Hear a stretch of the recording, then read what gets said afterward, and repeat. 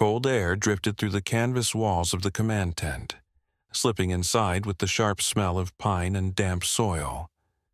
Lanterns glowed weakly over maps and scattered gear, their trembling light barely pushing back the darkness around the isolated training zone at the edge of Black Ridge Valley. Radio static burst in short, uneven cracks, every clipped message tight with stress. A group of young operators hovered near the briefing table, trading whispers behind half-hidden smirks as they eyed the quiet woman standing beside the map, acting as if she didn't belong here at all.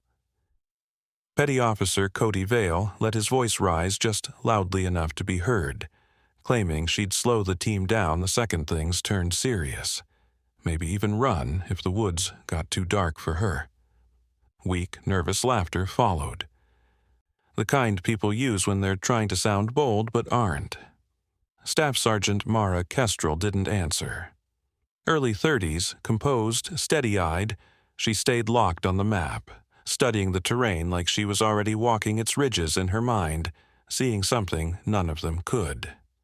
The tension inside the tent thickened, fed by doubt and lazy disrespect. Before we continue, the narrator would usually remind viewers to subscribe to Major Tom's Tales and drop a comment saying where they're watching from. Mara stood slightly apart from the others, the lantern's pale glow catching the edges of her face. Lean, calm, and sure of herself, she carried that quiet presence of someone who'd long ago learned that speaking less often revealed far more. Her uniform was clean but plain, no patches or signs hinting at who she really was. To the operators milling around, she looked like an assistant or maybe a logistics tech double-checking coordinates. None of them imagined she was a seasoned Army sniper instructor temporarily assigned to this joint rescue team. Their doubts came quickly. Mara carried a small, older rifle case instead of the sleek long-range models the younger operators bragged about. She answered only when needed, listened more than she talked, and responded with short nods instead of engaging in useless chatter. Her gear carried no flashy marks, no clues to past deployments. To an outsider, she could have seemed almost too ordinary, too silent to matter. As the operators muttered again about the danger of bringing an unknown woman into the forest, Mara kept her focus on the map. Only a slight tightening around her fingers showed she heard every word. The way she studied the lines made it seem like she was reading something hidden beneath the ink, subtle drops, choke points, shadowed ridges. She traced each contour with the practiced calm of someone who had lived through landscapes like this more times than she could count. Even as the room grew louder with tension and quiet snickers, her breathing stayed measured and steady. Beyond the canvas walls, the forest waited. Thick trees twisted into the darkness ahead, cliffs swallowing every sound, and valleys shaped in ways that could turn echoes into traps. Somewhere beyond those shadows, a SEAL recon unit had vanished after a sudden ambush during a night movement. Their final transmission was broken, cut short by bursts of gunfire, and then nothing but dead air. Command spent hours trying to figure out where they might be, but the distorted radio signals in Black Ridge Valley made the grid useless. Only one conclusion remained clear. They needed someone who could track like an expert, think like a night sniper, and read the land as if every ridge and shadow spoke a language. When Lieutenant Harper Sloan asked for volunteers, most operators stared at their boots or away from the map entirely. Mara Kestrel simply stepped forward and said, "I'll go." The room froze for a heartbeat before whispers spread like smoke. Too quiet, too small, too calm, they muttered. But Mara didn't react. She treated every operator with steady respect, answering their questions without irritation, fixing a dropped strap here, handing a spare clip there, smoothing over arguments about routes or tactics with quiet precision. She wasn't trying to prove anything. She didn't need to. When the lieutenant asked for her assessment of the terrain, she leaned in immediately. Her finger traced a narrow line through a valley the others had ignored. She followed it to a hidden bend tucked beneath a cluster of contour markings. She paused there, as if hearing something no one else could. "They're not where you think," she murmured, nearly under her breath. But loud enough for the closest man to stiffen. Her eyes stayed on that single point in the valley, focused like she could feel the missing team calling from the shadows. The rescue group formed at the tree line, cold breath drifting through dim red lights as gear checks clicked quietly in the dark. Despite the urgency of the mission, doubt clung to the air like a low mist crawling across the ground. Several operators eyed Mara from the side, whispering that putting a sniper at the front, especially a woman, was asking for disaster. They whispered just loud enough for her to hear. Mara didn't turn. She only tightened the strap on her worn rifle case and waited for the signal. Cody Vale stepped up with a smug grin, hands hooked casually on his vest. "Ever led a team through a pitch-black forest while someone out there is hunting you?" he asked, voice carrying. Mara lifted her gaze, calm and sharp. "More times than you'd guess," she said softly. Their laughter returned, but it was hollow this time, thin and uneasy, the kind meant to hide nerves. The lieutenant raised his hand, and the team slipped into the forest in a single-file line. The canopy swallowed most of the moonlight overhead. Their boots crunched through frozen leaves. Mist wrapped around their legs like cold water. Radios crackled, cleared, then crackled again. Doubt surfaced quickly. Mara stopped near a tree, lifting her hand to gauge a thin slice of wind cutting through a break in the canopy. An operator behind her scoffed, saying she was wasting time. Another pushed back against her chosen route, demanding a straighter path, until Lieutenant Sloan stepped in and told them plainly to follow her lead. The narrator might have asked, "What would you have done in that moment?" Stayed silent or defended her? Whispers faded, jokes died, and silence tightened around the group like a drawn rope. Mara kept her eyes fixed on the shifting shadows ahead. She didn't react when branches snapped somewhere in the distance or when strange echoes bounced between the ridgelines. She moved with the steady, instinctive rhythm of someone who read the landscape as naturally as breathing. The first hint of danger was small but chilling. A single glove lying in the frost, a smear of blood darkening the fabric. Letier Harper Sloan knelt beside it, immediately recognizing it as belonging to one of the missing SEAL recon men. The forest seemed to tighten around them, the mist growing heavier and colder. A moment later, faint gunshots echoed far away, spaced deliberately, each one too clean to be chaos. Mara tilted her head, listening with the quiet precision of someone marking distance and cadence. "That's not random," she murmured. "It's a signal." Cody Vale scoffed right away, brushing it off and claiming all rookies imagined patterns. Mara didn't bother responding. She simply adjusted her grip on her rifle case and pushed deeper into the woods. Minutes slipped by, the tension rising with every step as the ground slanted downward, slick with wet leaves and hidden roots. When the team neared a narrow funnel between two clusters of thick trees, Mara slowed. She stared ahead, body still, calm but alert. Without turning her head, she whispered one word: "Freeze." The entire team locked in place instantly. Even Cody stiffened, unsure why her voice carried that kind of certainty. Lieutenant Sloan crept forward and saw what she had sensed almost instinctively. Thin tripwires stretched across the path, nearly invisible in the dark. One careless step and the whole team would have been caught in a chain of traps designed to maim or pin them down.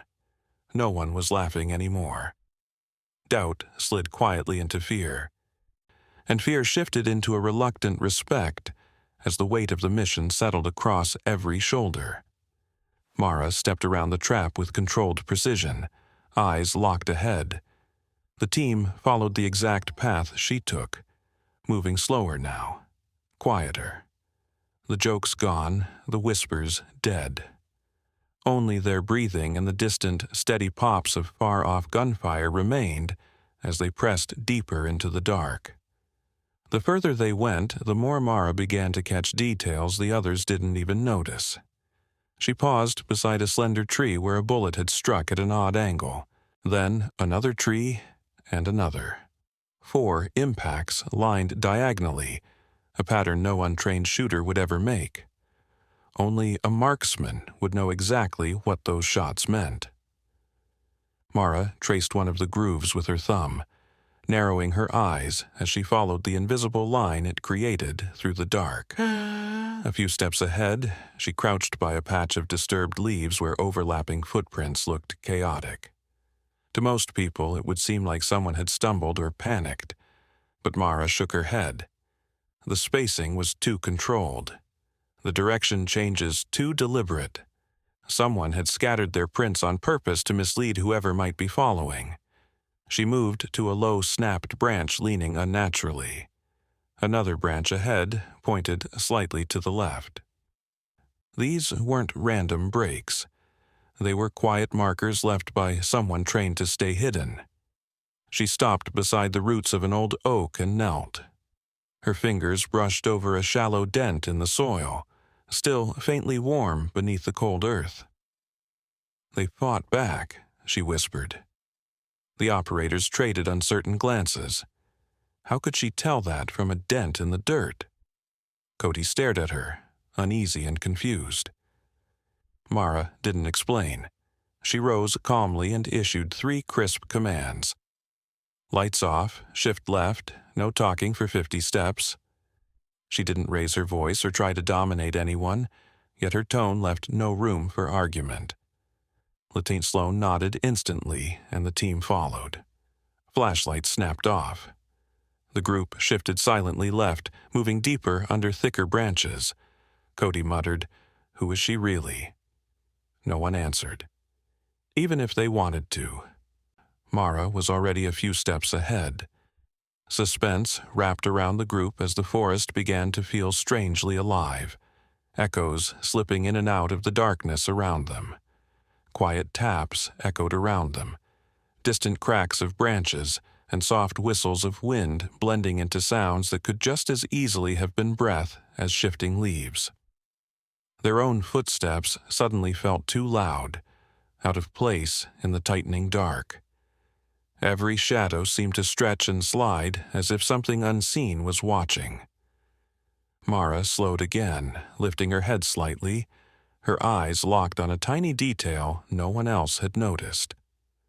A faint glint flickered between 2 branches, a reflection too straight, too clean, too deliberate to belong to nature. Before the others even realized something was wrong, Mara snapped her hand upward, signaling for cover. The team dropped behind rocks and fallen logs just in time. Lieutenant Harper Sloan scanned the area but saw nothing unusual. Mara, however, kept her gaze fixed on the exact spot where the glint had flashed, quietly reading angles and threats. She didn't shout, she didn't panic. She simply waited until the tension in the air loosened and the subtle pressure of danger shifted away, then motioned them forward again. Another sign appeared moments later. As the path narrowed between 2 thick pines, Mara made a subtle gesture, 2 fingers sliding downward before tapping her chest. The lieutenant froze instantly. That was an old Ranger hand signal, nearly forgotten, known only among operators who trained in brutal, remote environments. The way she used it so naturally sent a chill down his spine. The others noticed too. A few stopped looking at her like an outsider. Their steps began to sync with hers without a word. When she paused, they paused. When she slid right, they followed. Without trying, she'd become their guide. The forest grew darker, and the silence pressed in close, But now, instead of doubting her, the team followed Mara Kestrel as if she could see a full tactical map laid out before her. Something in her calm breathing and the way she scanned the shadows hinted at a truth they hadn't fully grasped. Gunfire erupted without warning, tearing through the night so close it felt like the trees themselves were firing. The team scattered instantly, diving behind rocks, thick roots, and fallen trunks. Sharp breaths filled the air. Branches shattered overhead as rounds ripped through the canopy. Chaos echoed through Blackridge Valley. Everyone ducked. Everyone except Mara. She moved with a stillness so controlled it froze Cody mid-crawl. Instead of backing up, Mara stepped forward, boots silent on the cold ground. She dropped to one knee in a smooth, practiced motion, as if muscle memory guided her more than thought. Her rifle came up in one fluid sweep, no wasted motion, no shake. She aimed through a gap so narrow most shooters wouldn't have bothered trying.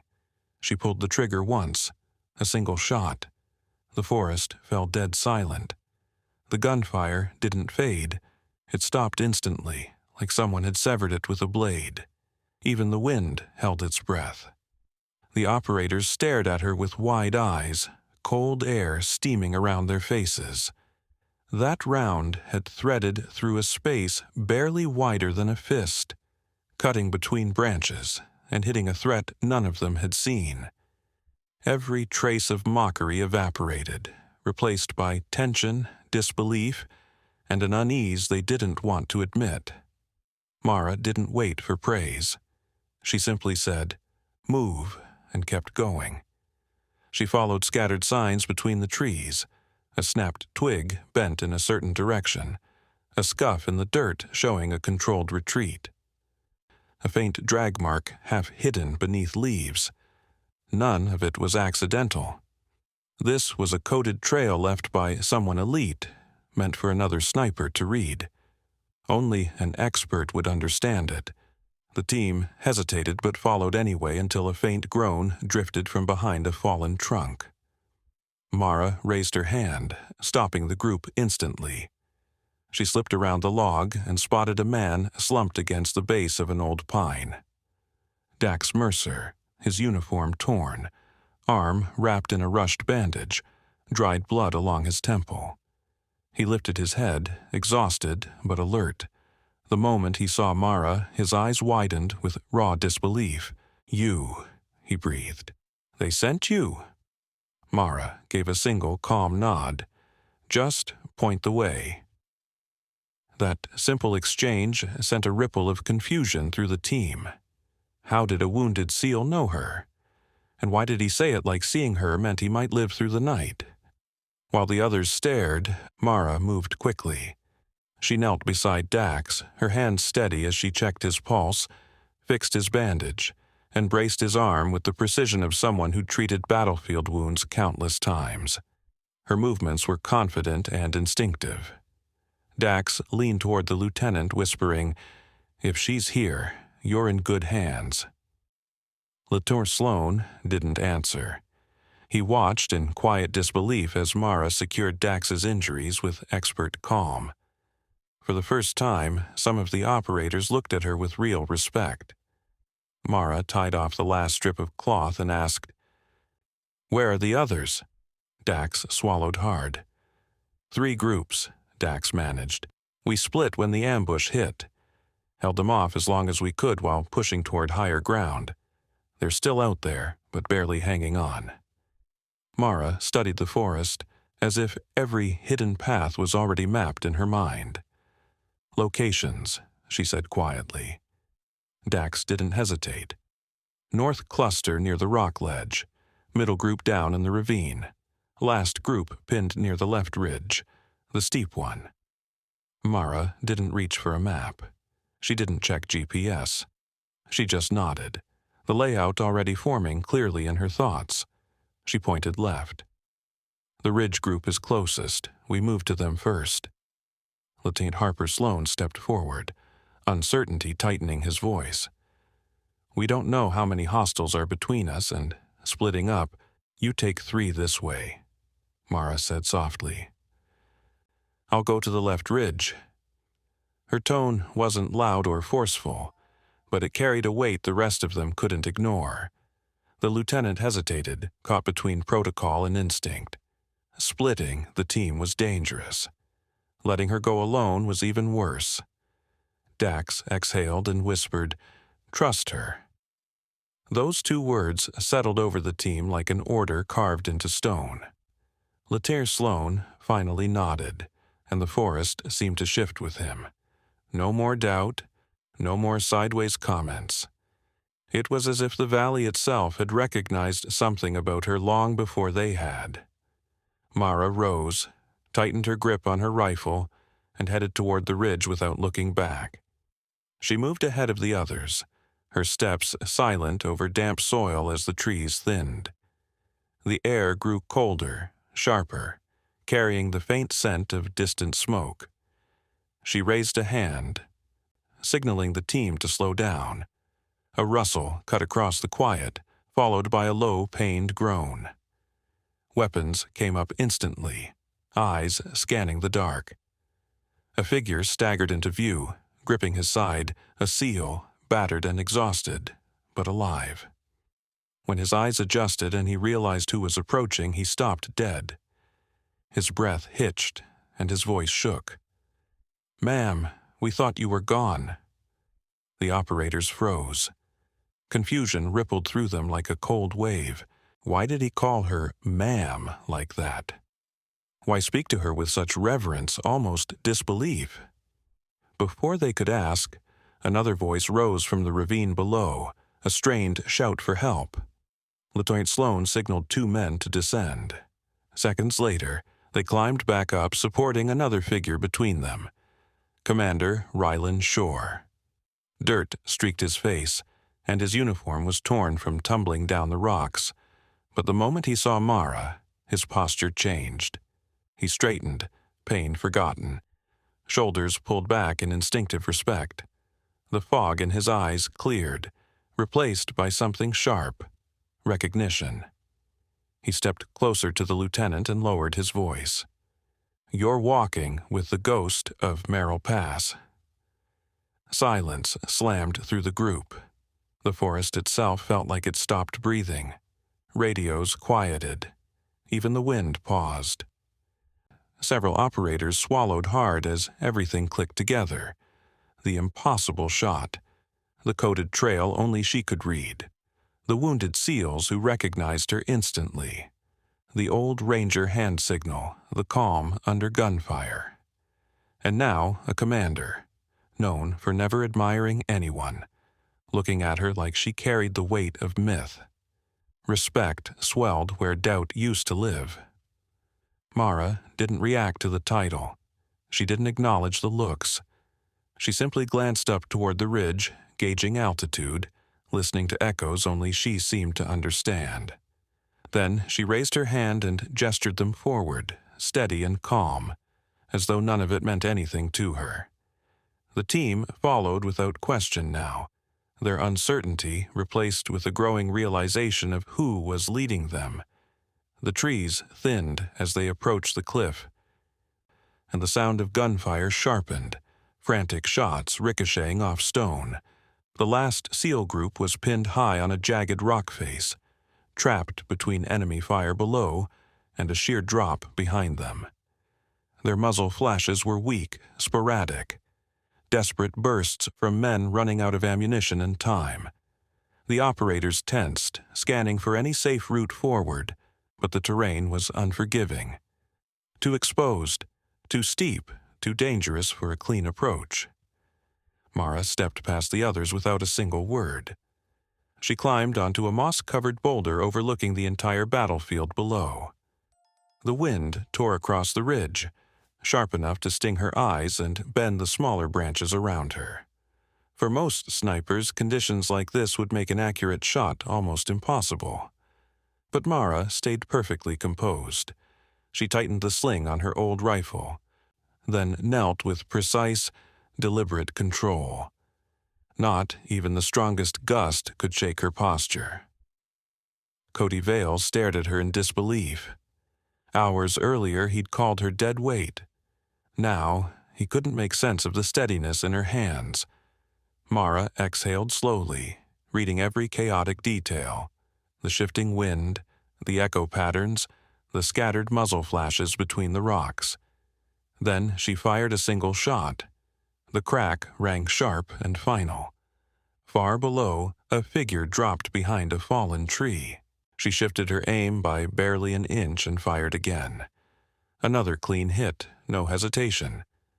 2 more shots followed, each one timed with the wind's breath, each round slicing through impossible gaps in the terrain. 4 shots, 4 impacts, 4 threats erased before the team even processed the sequence. Down on the cliffside, the pinned SEALs looked up as the pressure suddenly lifted. They limped toward safer cover, scrambling across the rocks while the remaining enemy fire faltered. Mara's impossible precision had carved a narrow but safe path straight to them under the worst conditions imaginable.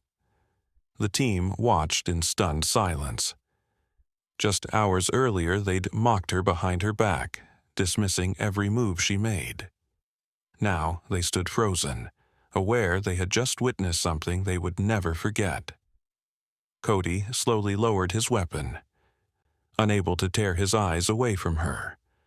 Lieutenant Harper Sloan let out a breath he hadn't realized he'd been holding. Commander Rylan Shore stepped forward, standing beside Mara as she rose from the boulder. His voice came out quiet and reverent. "You saved them. Again." Mara shook her head, brushing moss from her knee. "They did the hard part," she said. "They held on." The forest seemed to agree, sinking into a heavy silence. No wind, no echoes, no distant gunfire, just stillness, as if the valley itself understood what had just happened. Moments later, the rescued SEALs reached the team, breathless, bruised, but alive. They gathered around Mara without needing a single word. The operators formed a wider ring around them. The same men who had laughed at her earlier, now standing with lowered heads, humbled by what they'd witnessed. There were no cheers, no loud praise, no clapping or shouts of victory. Respect didn't need noise. It moved through the group quietly, in the way their shoulders dropped, in the way their expressions softened, in the way no one dared disturb the steady calm around her. Mara stood at the center, not proud and not seeking credit, simply making sure each rescued SEAL was stable and accounted for. A gentle breeze returned, softer this time, almost like the forest finally allowed itself to breathe. The team fell in step behind her, not because she ordered them to, but because every single one of them now understood who she truly was and what she had carried long before this night. No one spoke. They didn't need to. Back at the base, the wind had settled and the night felt lighter, as though the forest had finally loosened its grip on everyone's nerves. The operators who had once whispered about Mara now approached her slowly, almost awkwardly, eyes lowered in quiet shame. One by one, they offered subdued thanks, apologies woven into unsteady breaths. Cody Vale, the one who had mocked her the loudest, stood in front of Mara with his helmet tucked under his arm, struggling to find the right words. She spared him the effort by simply nodding and thanking him for the role he played in getting everyone home alive. She didn't accept their respect with pride or superiority. Instead, she turned the credit back to the team, reminding them that missions like this are never carried by one person alone. "We moved together," she said, her voice steady. "Nobody gets through a night like this on their own." The rescued SEALs gathered around her shortly after, forming a natural circle the way people do around someone they trust completely. Commander Rylan Shore rested a hand on her shoulder for a brief moment before stepping aside to let the others speak with her. Each man seemed to breathe easier just by standing near her, as if the terror of the ambush finally loosened its grip. When Lieutenant Harper Sloane approached, he looked caught between gratitude and regret. But before he managed a word, Mara met his eyes and said gently, "Don't punish anyone for doubting me. People judge what they don't understand." There was no bitterness in her tone, only understanding. The lieutenant nodded slowly, accepting her request with a quiet respect he hadn't shown earlier. Around them, the operators shifted, realizing she had just protected them even after the way they had treated her, and the weight of that humbled them even further. As the camp settled and the first hints of dawn brushed the horizon, a soft reflection settled over the moment. Courage, the narrator might say, isn't always loud. Strength isn't always visible. Sometimes the quietest person in the room carries the heaviest past, one shaped by battles fought far away from recognition, applause, or anyone who will ever know the full story. Some heroes never ask for acknowledgement. Their actions speak for them. Tonight was a reminder that courage often lives in silence, in steady hands and calm hearts that never need attention to do what's right. Mara Kestrel proved that true strength doesn't announce itself. It simply rises when danger comes and stands firm when doubt surrounds it. Her quiet resolve carried an entire team home, and her humility afterward revealed the depth of her character just as clearly as the shots she took on that ridge. If you enjoyed this story, make sure to subscribe to Major Tom's Tales, stories that keep courage alive for the generations that follow.